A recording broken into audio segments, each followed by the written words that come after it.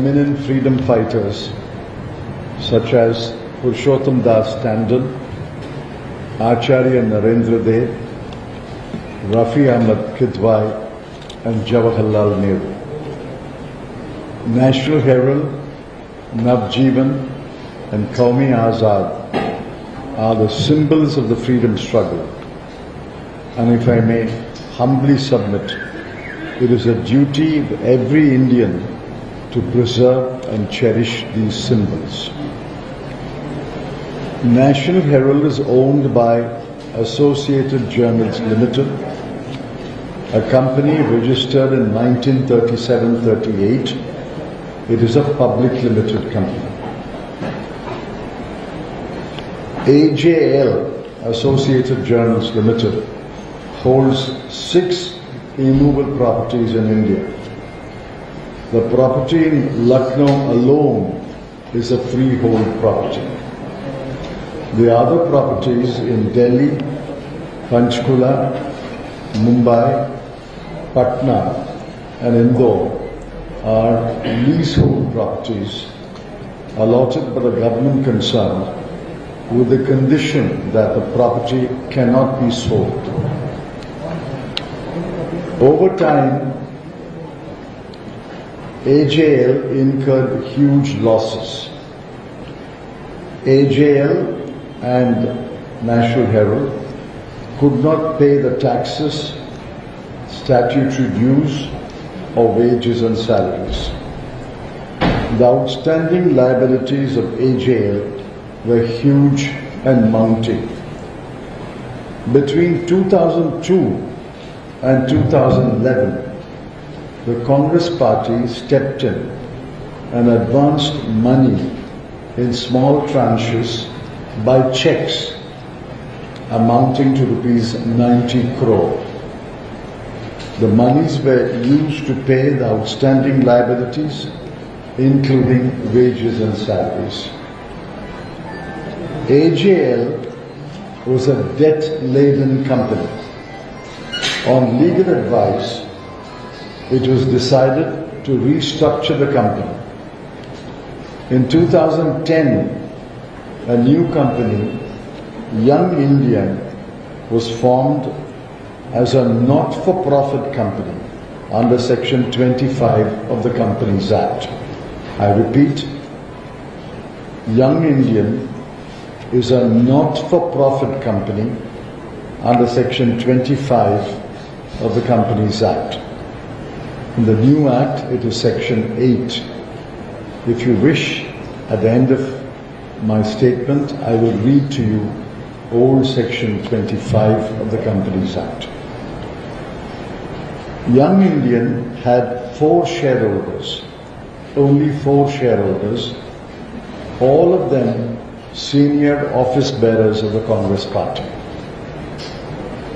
Young Indian took over the 90 crore loan advanced by the Congress party to AJL after paying a consideration of rupees 50 lakhs. Thereafter, Young Indian became the lender of AJL. Since the loan was irrecoverable from AJL, it was decided by the two companies that the loan will be converted into equity, and accordingly, equity shares were issued by AJL to Young India. Conversion of debt into equity is a well-known instrument of restructuring companies. Banks do it regularly. Let me repeat, banks convert loan into equity regularly. Recently, the Government of India converted the liability of rupees 36,000 crore, I repeat, 36,000 crore rupees owed by Vodafone India to the Government of India into equity. Government was the lender.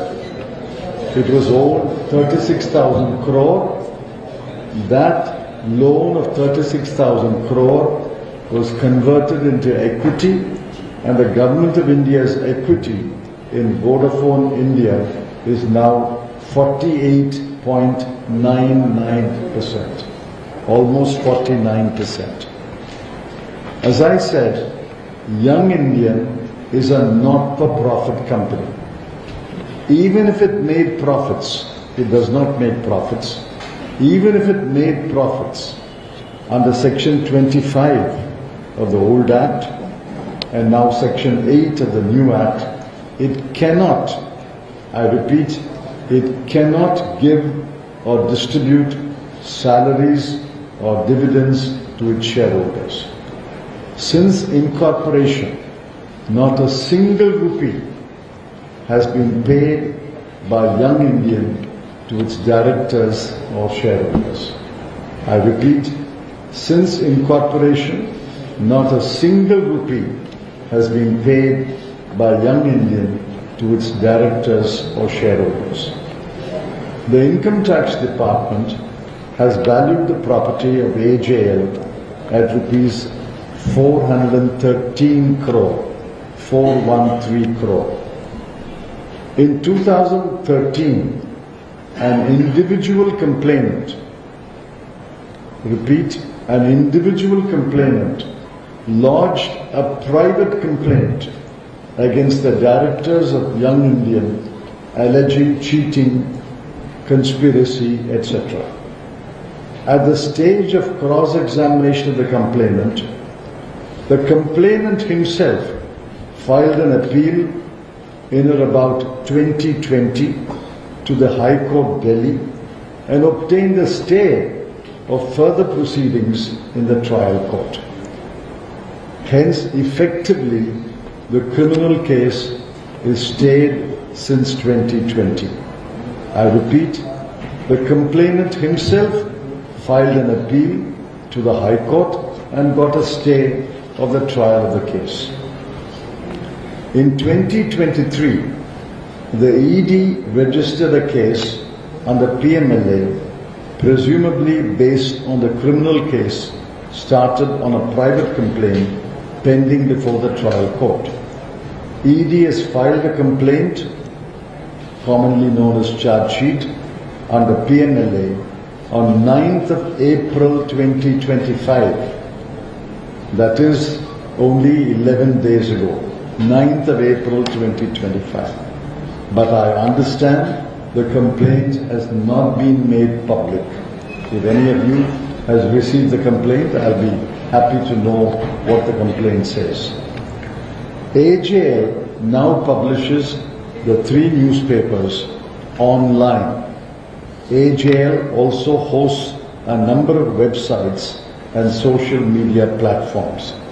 AJL's media outlets have a vast digital presence. These are the facts. Where is the crime? Where are the proceeds of crime? Where is the tainted money? Where is the offense of money laundering? Now I read to you Section 3 of the PMLA, which defines the offense of money laundering. Whoever, directly or indirectly, attempts to indulge, or knowingly assists, or knowingly is a party, or is actually involved in any process or activity connected with the proceeds of crime, including its concealment, possession, acquisition or use, and projecting or claiming it as untainted property, shall be guilty of offense of money laundering. Money laundering is only concerned with the proceeds of crime. There must be a crime, there must be proceeds of crime, and somebody must possess the proceeds of crime or use the proceeds of crime and project it as untainted property. I ask you again, Where is the crime? Where are the proceeds of crime? Where is the tainted money? Where is the offence of money laundering? I understand that the PMLA court has not yet taken cognizance of ED's complaint or charge sheet dated 9th of April 2025. The media is full of statements, comments and opinions based, I'm afraid, on ignorance. If the authors of these statements, comments and opinions are not ignorant, we can only attribute their statements, comments and opinions to malice. It is elementary that there is no money, no transaction of money. Without money, there are no proceeds of crime. Without proceeds of crime, there is no money laundering. Without money laundering, the ED has no jurisdiction. The assault on the integrity and reputation of Srimati Sonia Gandhi and Sri Rahul Gandhi is a blatant abuse of power. On the facts of this case, it is clear that the ED, at the behest of its political masters, is carrying on a vendetta against the leaders of the principal opposition party, the Congress. The entire Congress party will resist and fight back and defeat this political assault on its leaders, Srimati Sonia Gandhi and Sri Rahul Gandhi. Truth will prevail. Justice will prevail. We will prevail. Thank you. I'm willing to answer your questions.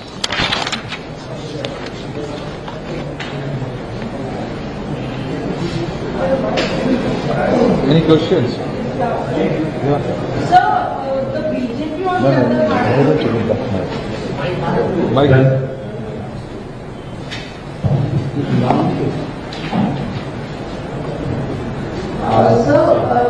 We heard your entire press conference. There are various political allegations that are flowing PK fast as we were conducting a press conference across the country. On the other hand, the BJP top brass ministers and all, they are saying this is actually the entire national level case is to safeguard national assets from being siphoned off by a political family. How do you respond to the fact that the assets are being siphoned off, the allegations that the assets are being siphoned off by a political family, and none other than Piyush Goyal has made those allegations, the Minister of the Top Section of the government? I can only blame myself for not being clear. I thought I was clear. Where is the money? Who has distributed or taken away the money?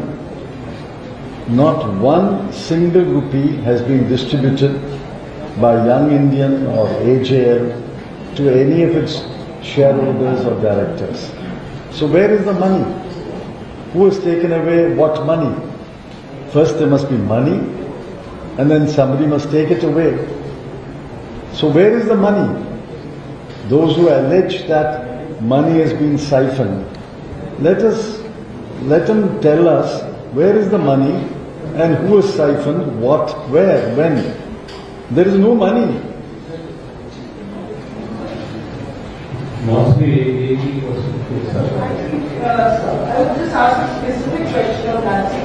That they are saying that the assets that were with AJL in particular were actually the entire Young Indian facade was actually fabricated to get those assets under the name of a political family. The assets that are worth 2,000 crores. That's what I can only repeat myself. Obviously, you did not listen to my statement. Income Tax Department has valued the assets of AJL at 413 crore. Where did 2,000 crore come? 413 crore. Now that 413 crore is still there. Who has taken it away? If somebody has taken it away, you tell me, I'll go and catch him. Who has taken it away? It's there. The Lucknow property is still there. which is the only freehold property. The other 5 properties are leasehold property. The government has given it on lease. The lease is still there. The Lucknow property is still there. So who has taken it away?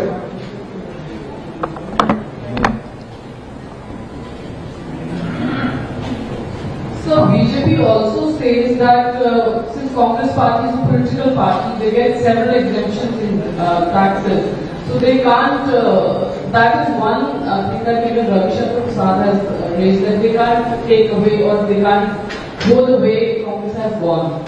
Since Congress is a political party, they get tax exemption. They can't give loans or they can't take over a company like that. That's what BJP alleges. Where is the Congress party in issue? Congress party loaned total amount of 90 crore to AJL over a period of 10-12 years. That loan was bought by Young Indian. And the Congress party, his accounts are audited and taxed or not taxed, it's a separate matter. Now, Young Indian is in the shoes of the lender. AJL is in the shoes of the borrower. Young Indian has lent 90 crore. Earlier the Congress party had lent it. This has bought the loan. Young Indian has lent 90 crore to AJL. That loan is unrecoverable, irrecoverable. Therefore, the loan has been converted into equity. For example, Government of India was owed 36,000 crore by Vodafone India. That loan cannot be recovered by the Government of India from Vodafone. So what did the Government of India do? 2 months ago, they converted the 36,000 crore into equity. Will you file a money laundering case against the Government of India? Why doesn't ED file a money laundering case against the Government of India?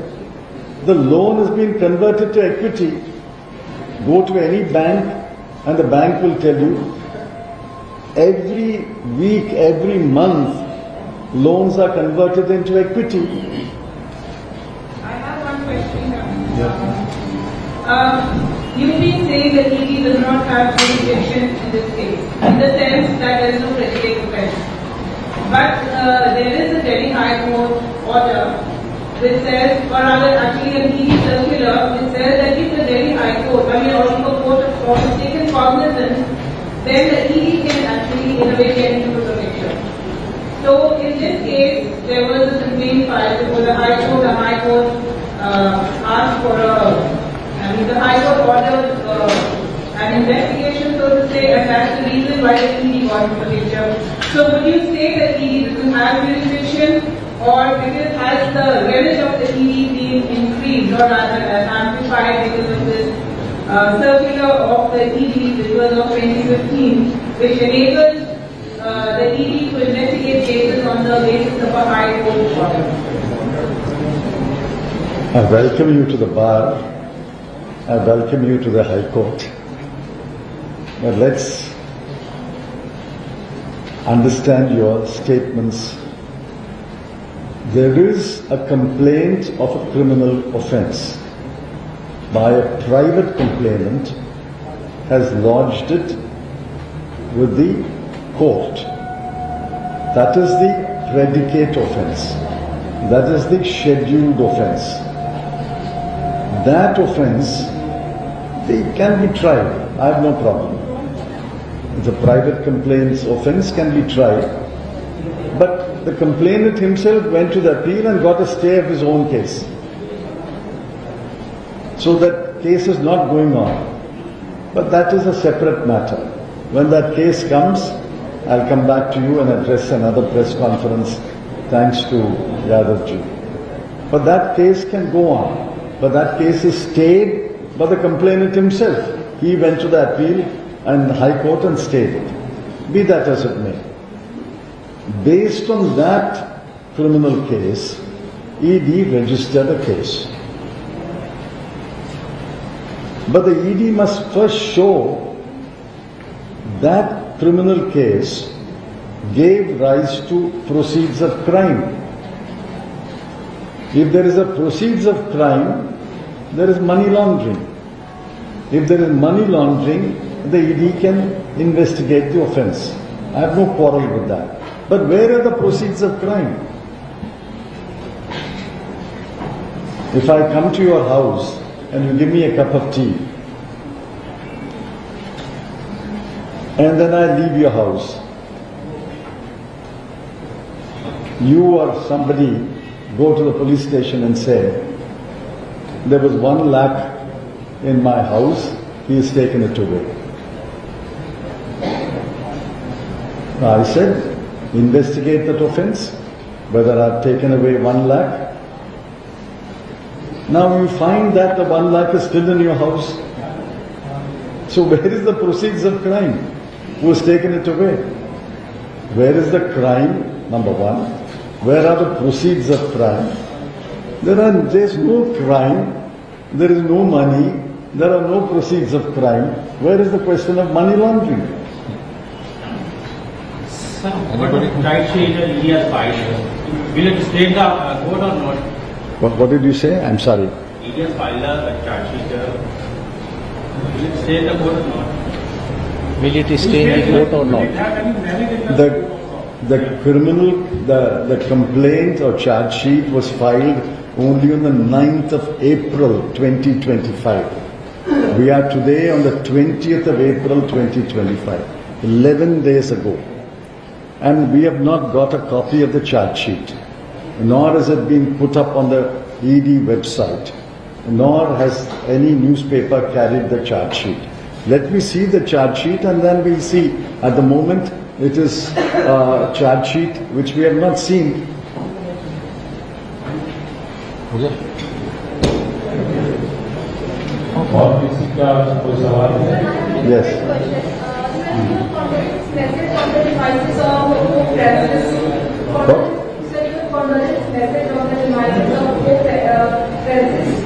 Oh, I mean, there's nothing to do. This press conference is over. Pope Francis was a man of compassion, humanity, and peace. Throughout his papacy, he pleaded for the poor, the weak, and the downtrodden. That's why he's loved all over the world, not only by Catholics, not only by Christians, but by all people belonging to all faiths. It is sad and distressing that Pope Francis passed away today. I pray for his soul to rest in peace. We will always remember him as a man of compassion, humanity, and peace.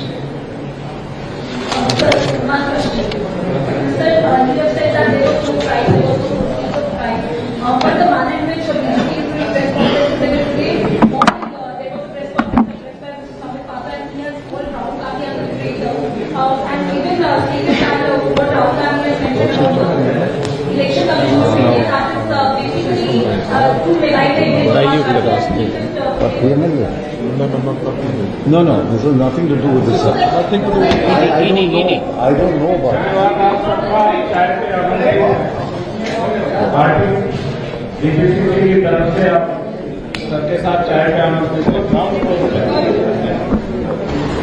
Shri Yadav Ji, President, Delhi Pradesh Congress Committee. Shri Bharadwaj Ji, Shri Yadav Ji, President, Delhi Pradesh Congress Committee. Shri Bharadwaj Ji, Shri Nizamuddin Ji, Shri Narendranath Ji, Shri P.K. Mishra Ji, and other friends of the media. I have an opening statement. It is in English and the copy will be distributed to you shortly. And I'm sure during the course of the day the DPCC will translate it into Hindi and send it to your newspapers. National Herald is a product of the freedom movement of India. It was founded by eminent freedom fighters such as Purushottam Das Tandon, Acharya Narendra Dev, Rafi Ahmad Kidwai and Jawaharlal Nehru. National Herald, Navjeevan and Qaumi Azad are the symbols of the freedom struggle. And if I may humbly submit, it is a duty of every Indian to preserve and cherish these symbols. National Herald is owned by Associated Journals Limited, a company registered in 1937-38. It is a public limited company. AJL, Associated Journals Limited, holds 6 immovable properties in India. The property in Lucknow alone is a freehold property. The other properties in Delhi, Panchkula, Mumbai, Patna and Indore are leasehold properties allotted by the government concerned with the condition that the property cannot be sold. Over time, AJL incurred huge losses. AJL and National Herald could not pay the taxes, statutory dues, or wages and salaries. The outstanding liabilities of AJL were huge and mounting. Between 2002 and 2011, the Congress party stepped in and advanced money in small tranches by checks amounting to rupees 90 crore. The monies were used to pay the outstanding liabilities, including wages and salaries. AJL was a debt-laden company. On legal advice, it was decided to restructure the company. In 2010, a new company, Young Indian, was formed as a not-for-profit company under Section 25 of the Companies Act. I repeat, Young Indian is a not-for-profit company under Section 25 of the Companies Act. In the new Act, it is Section 8. If you wish, at the end of my statement, I will read to you old Section 25 of the Companies Act. Young Indian had 4 shareholders, only 4 shareholders, all of them senior office bearers of the Congress party. Young Indian took over the 90 crore loan advanced for the Congress party to AJL after paying a consideration of rupees 50 lakhs. Thereafter, Young Indian became the lender of AJL. Since the loan was irrecoverable from AJL, अखंड समर्पण हा सर्व